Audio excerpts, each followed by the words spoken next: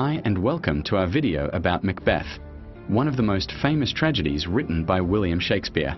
In this video, we will explore a big question. Does Macbeth become king because fate controls him? Or does he choose his own path through free will? To answer this, we will look at the witches' prophecies, Macbeth's choices, Lady Macbeth's influence, and how Macbeth changes after he becomes king. Let's find out together.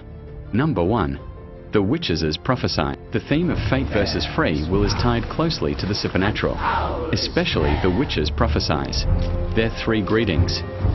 All hail Macbeth, Thane of Glamis.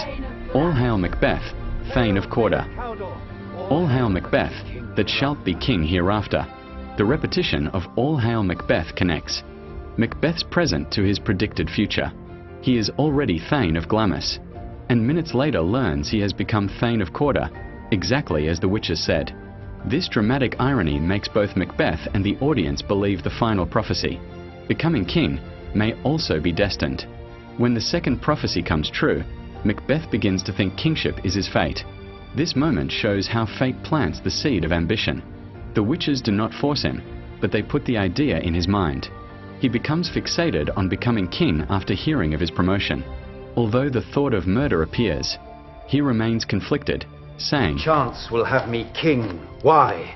Chance may crown me without my stir." Hoping fate will grant him the throne without action. But when Malcolm is named heir, Macbeth feels driven toward murder. As he prepares, "Thou marshallest me the way that I was going."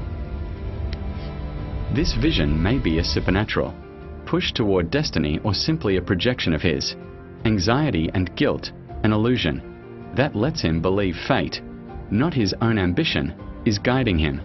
Number 2. Free will, Macbeth's decision. Although the prophecies spark Macbeth's ambition, it is his free will that drives the tragedy. Early in the play, he admits that Malcolm stands in his way. "The Prince of Cumberland. That is a step on which I must fall down, or else o'erleap. For in my way it lies." Showing he is already considering interfering with the prophecy. Soon after, he begins thinking about murdering Duncan, even though he knows he has no spur. "I have no spur to prick the sides of my intent, but only vaulting ambition." Despite lacking a justifiable reason, he still chooses to pursue power.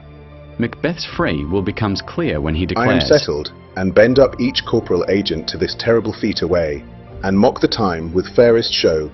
False face must hide what the false heart doth know." 1.7.1993. Showing he is fully committed to killing Duncan and speeding up the prophecy through his own actions. Later, when he realizes Banquo's descendants are destined to rule, Macbeth again tries to change fate by arranging the murders of Banquo and Fleance, proving he believes his choices, not destiny, can secure his crown. Number 3. Lady Macbeth's influence. In Macbeth, the tension between fate and free will is sharply revealed in Macbeth's exchange with Lady Macbeth, when she says, "When you durst do it, then you were a man." She uses one of the strongest psychological tactics in the play. By attacking his masculinity, she manipulates his pride and ambition, pushing him toward Duncan's murder. Her influence is powerful, showing how deeply she can affect Macbeth's mindset, but influence is not the same as control. Lady Macbeth cannot force him to kill Duncan. She can only provoke and pressure him emotionally. Shakespeare highlights that Macbeth still possesses agency, because all of her power operates through words, not coercion. This is reinforced earlier when Lady Macbeth reflects on Macbeth's character, admitting, "Yet do I fear thy nature. It is too full o' the milk of human kindness." Here, she recognizes that Macbeth is not naturally inclined toward ruthless action, which is why she believes she must push him. But this also shows that Macbeth has his own moral compass, and thus, his own capacity for choice. This moment is central to the theme of fate and free will. The witches may introduce the idea of kingship, and Lady Macbeth may intensify his ambition.